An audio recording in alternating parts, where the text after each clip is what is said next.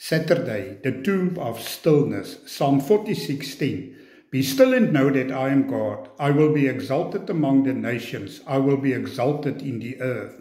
While his physical body lay in the tomb, Jesus Christ paid the penalty for sin by offering the perfect, spotless sacrifice.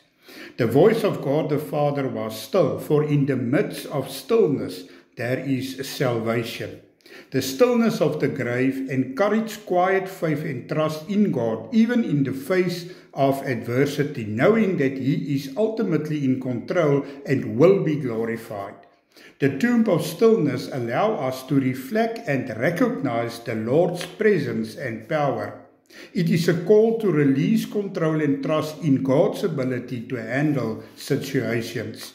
From the stillness of the grave, God will be glorified by all creation. For it is written, yes, amen.